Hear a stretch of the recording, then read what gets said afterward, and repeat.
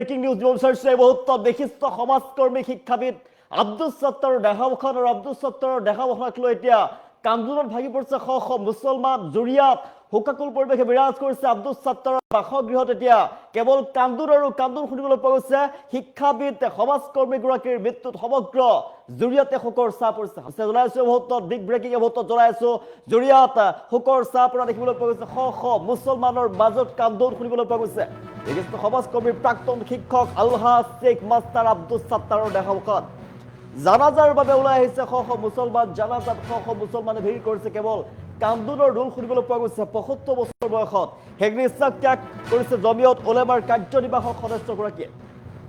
মঙলবাৰে নিশা চিকিৎসাধীন অৱস্থাত মৃত্যু আলহাজ শেখ মাষ্টাৰ আব্দুল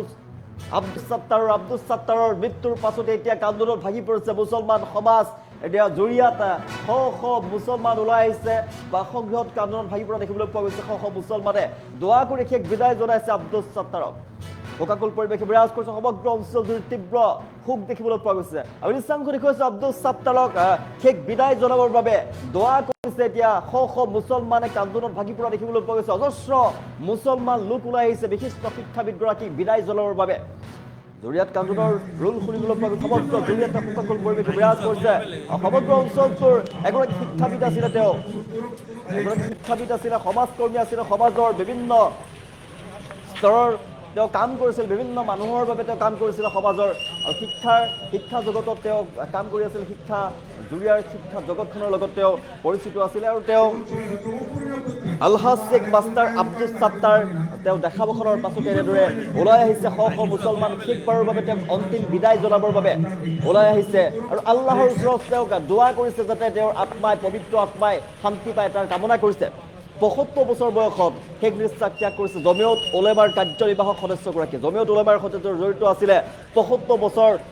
তেওঁ হৈছিলে ৭৫ বছৰ বয়সতে শেখ নিশ্চাক ত্যাগ কৰিছে জমিয়ত উলেমাৰ কাৰ্যনিৰ্বাহক গৰাকীয়ে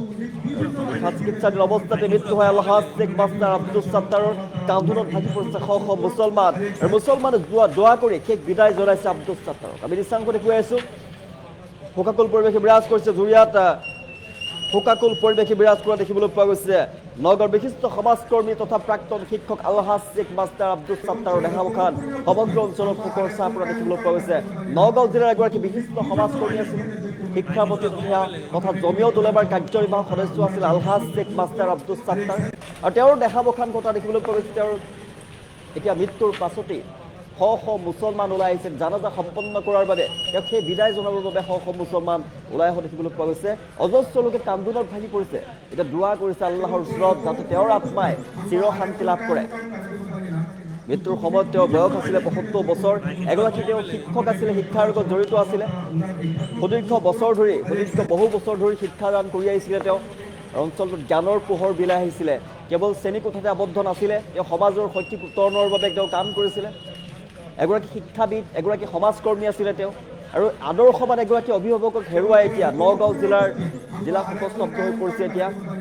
নগাঁও জিলাত শোকৰ ছাঁ পৰা দেখিবলৈ পোৱা গৈছে আলহাজ শেখ মাষ্টাৰ আব্দুল সত্তাৰ জমিয়ত উলেমাৰ এজন সক্ৰিয় কাৰ্যনিৰ্বাহক সদস্য আছিলে নগাঁৱৰ বিভিন্ন সামাজিক ধৰ্মীয় অনুষ্ঠানৰ সৈতে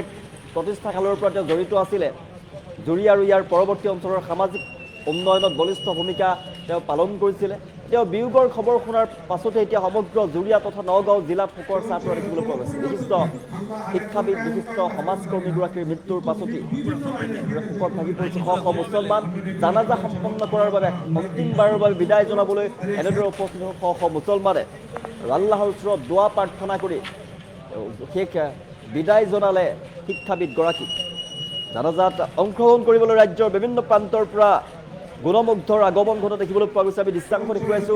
গম্ভীৰ পৰিৱেশৰ মাজতে শেষ বিদায় জনোৱা হয় শিক্ষাবিদগৰাকীক সমাজ সেৱা আৰু শিক্ষা বিস্তাৰৰ ক্ষেত্ৰত তেওঁ যথেষ্ট কাম কৰি থৈ গৈছে আৰু তেওঁ কাম কৰি থৈ গৈছে পৰৱৰ্তী সময়ৰ বাবে পৰৱৰ্তী প্ৰজন্মৰ বাবে প্ৰেৰণাৰ উৎস হৈ ৰ'ব সমগ্ৰ নগাঁও জিলাতে এই মুহূৰ্তত শোকৰ ছাঁ পৰিছে জানাজা সম্পন্ন দেখিবলৈ পোৱা গৈছে অজস্ৰ গুণমুগ্ধই শেষ বিদায় জনাইছে নয়নেৰে সমাজৰ কাৰণে বিশেষকৈ শিক্ষা জগতৰ কাৰণে এই অঞ্চলত এটা অপৰণীয় ক্ষতি তেখেত একে সময়তে প্ৰাইমাৰী স্কুলৰ শিক্ষক আছিল লগতে দিনে ইছলামৰ যিটো অতি মৌলিক আৰু প্ৰাইমাৰী শিক্ষা বুনিয়াদী শিক্ষা যাক কোৱা হয় সেই শিক্ষাত তেখেত এগৰাকী অতি একনিষ্ঠ আৰু আজীৱন এগৰাকী কৰ্মী আছে। শিক্ষকতা স্কুলত তেখেতে কৰিছিল, তাৰ পৰা চৰকাৰী হয়তো কিবা এটা পাৰিতোষ পাইছিল, স্বাভাৱিকতা পায় সকলোৱে। কিন্তু এই জগতত দিনী শিক্ষাৰ ক্ষেত্ৰত, দিনৰ প্ৰাইমাৰী বুনিয়াদী শিক্ষাৰ ক্ষেত্ৰত তেখেতে যিটো আজীৱন সেৱা আগবঢ়াইছে, সেই সেৱাৰ কোনো পাৰিতোষিক, কোনো বিনিময় তেখেতে জীৱনত কোনো লোৱা নাই। আৰু এই কামটো আমি যিমান দূৰ দেখিছোঁ, মই দিনতালী বৰ্ডৰ এগৰাকী সাধাৰণ সম্পাদক হিচাপে তেখেতৰ জীৱনৰ কৰ্ম মই দেখিছোঁ। কেৱল বিনিময় লোৱা নাই এনেকুৱা নহয়, ইয়াৰ পৰা কিবা এটা যে বিনিময় লোৱাৰ সুযোগ আছে, সেই কথাটো তেওঁ জীৱনত কোনোদিন চিন্তা কৰিছে বুলি আমাৰ অনুভৱ। আৰু এনেকে নিষ্ঠাৰে কাম কৰিছিল যে বহু মানুহে নিজৰ ব্যক্তিগত কামো এনেকা নকৰে। তেওঁ নিজৰ পৰিয়ালৰ, নিজৰ সতি সন্তানৰ কাৰণে, ল'ৰা ছোৱালীৰ কাৰণে, উন্নতিৰ কাৰণে যিখিনি ভাবিছিল, সেইখিনি তেওঁৰ মনৰ কথা তেওঁ জানিব। কিন্তু আমি তেখেতৰ লগত উঠা বহা চলা ফিৰা যিখিনি দেখিছোঁ, তেওঁ সমাজৰ ল'ৰা ছোৱালীখিনিৰ কাৰণে, মুছলমান ল'ৰা ছোৱালীৰ ভৱিষ্যতৰ কাৰণে, দিনী শিক্ষাৰ কাৰণে, পাৰ্থিৱ শিক্ষাৰ কাৰণে, নিজৰ সন্তানতকৈ মোৰ এটা ধাৰণা বোধহয় অলপ বেছিকৈ ভাবিছিল। নিজৰ সন্তানৰ কাৰণে দিনটো যদি এঘণ্টা ভাবিছিল, তেওঁলোকৰ কাৰণে 12 ঘণ্টাই তেওঁ ভাবিছিল, আৰু সেই হিচাপে তেখেতে কাম কৰিছিল। গতিকে আমি আল্লাহৰ ওচৰত আমাৰ এটা আশা, আমাৰ বিশ্বাস, তেখেতকে যাতে আল্লাহৰ সন্দেহে প্ৰিয় বান্দা আছিল, আমি দোৱা কৰিছোঁ আল্লাহ পাকে তেখেতক জান্নাতুল ফিৰদাউছ নসিব কৰক, তেখেতৰ পৰিয়ালবৰ্গক আল্লাহ তাআলা সবৰে জামিলৰ তৌফিক দিয়ক, আৰু এনেকুৱা নিষ্ঠাবান মানুহ আমাৰ সমাজত আল্লাহ তাআলা আৰু গঢ়ে। এগৰাকী উল্লেখযোগ্য ব্যক্তিত্ব শেখ আব্দুল সাত্তাৰ সাহেবৰ দেখাৱান হৈছে, আৰু এই উপলক্ষে ইয়াত হাজাৰ হাজাৰ মানুহ ইয়াত আজি উপস্থিত হৈছে। তেখেত এগৰাকী প্ৰাক্তন শিক্ষক আছিলে, আৰু এই অঞ্চলৰ বিভিন্ন প্ৰতিষ্ঠান তেওঁ স্থাপন কৰিছিল। তেওঁ পঢ়োৱা বহু ছাত্ৰ আজি ডাক্তৰ হৈছে, ইঞ্জিনিয়াৰ হৈছে, শিক্ষক হৈছে, সমাজ সেৱক হৈছে, ব্যৱসায়িক হৈছে। এই অঞ্চলৰ তেওঁৰ বহু অৱদান আছে। তেওঁ অকল যে এখন বিদ্যালয়ৰ শিক্ষক আছিল তেনেকুৱা নহয়, এই অঞ্চলৰ বিভিন্ন প্ৰতিষ্ঠান তেওঁ স্থাপন কৰিছিলে। আজি ইয়াৰ এখন ধৰ্মীয় ইছলামিক প্ৰতিষ্ঠান প্ৰভাৱিতী মাদ্ৰাছাতুল বানাতখন তেওঁ স্থাপন কৰিছিলে, প্ৰি চিনিয়ৰ মাদ্ৰাছা আৰু অন্যান্য বিভিন্ন অনুষ্ঠান তেওঁ স্থাপন কৰিছিলে, যাৰ ফলত এই অঞ্চলত এটা শিক্ষাৰ পোহৰ পৰিছিল। গতিকে আজি তেখেতৰ মৃত্যুত আজি হাজাৰ হাজাৰ মানুহ ইয়াত উপস্থিত হৈছে। তেওঁৰ মৃত্যু আচলতে এই অঞ্চলৰ কাৰণে এক অপূৰণীয় ক্ষতি। আমি তেওঁৰ যাতে স্বৰ্গগামী হয়, তেওঁ যাতে জান্নাত নচিব কৰে, তাৰ কাৰণে আমি সকলোৱে দোৱা কৰিছোঁ, আৰু আশা ৰাখিছোঁ তেওঁৰ নিচিনা ব্যক্তিত্ব আমাৰ এই অঞ্চলত আকৌ জন্ম হওক, আৰু সমাজ সেৱাৰ লগতে অন্যান্য যিবিলাক কাম তেওঁ কৰিছিলে, এই আদৰ্শ যাতে এই অঞ্চলৰ মানুহে, আমি সকলোৱে যাতে জীয়াই ৰাখিব পাৰোঁ, তাৰ কাৰণে পৰম কৰুণাময়ৰ ওচৰত দোৱা কৰিছোঁ। আজি তেখেতৰ মৃত্যুত আমি পাইছো, কোৱাটো স্বাভাৱিক। মানুহ মাত্ৰই দুনিয়াৰ পৰা যাবগৈ। তথাপিও মই যেতিয়া এই মাদ্ৰাছাত পঢ়িছিলোঁ, এই মাদ্ৰাছাত, তেতিয়া তেখেত স্কুলত পঢ়িছিলে, আৰু মই তেওঁৰ যি দাদায়েক আছিলে, মই দাদা বুলি মাতিছিলোঁ। বহুত সময় গৈছিলোঁ, তেখেত এক মানুহ আছিল। এই সময়ৰ পৰাই তেওঁৰ লগত আমাৰ হেৰি আছে। তাৰপিছত 80 চনৰ পৰা 1980 চনৰ পৰা আমাৰ কৰ্মাবেটী আঞ্চলিক কৰ্মাবেটী দিনী তালিমী বোৰ্ড গঠন কৰিছিল আমাৰ মৰহুম মোৰ উস্তাদ মুফতি ফজলুল কৰিম সাহেবে। তাৰপিছত তেখেতৰ ইন্তেকালৰ পিছত আমাৰ আমিৰুল শৰীয়ত মুফতি খায়ৰুল ইসলাম সাহেব আছিল আমাৰ এই দুয়ো প্ৰতিষ্ঠানৰ পৃষ্ঠপোষক। তাৰে পৰা আমি আজিলৈকে তেওঁ আছিল সাধাৰণ সম্পাদক দিনী তালিম বোৰ্ডৰো, জমিয়তৰো, আৰু মই আছিলো সভাপতি আঞ্চলিকৰ। সেই হিচাপে তেখেত জমিয়ত, দিনী তালিমী বোৰ্ড, তাৰপিছত আমাৰ এই মাদ্রাসার আজীবন কাল তেখেত সদস্য হয়ে আছে। আমার এই পশ্চিম ফালে যেটো বানাত মাদ্রাসা আছে, মাদ্রাসাতুল বানাত, অসম মাদ্রাসাতুল বানাত, তারও সম্পাদক আছে। গতিকে আৰু সামাজিক যিবিলাক কাম, দিনী কাম, বা সামাজিক কাম চবতেই তেখেত অংশগ্ৰহণ কৰিছিল আৰু তেওঁৰ কোৰবানী আৰু বলিদান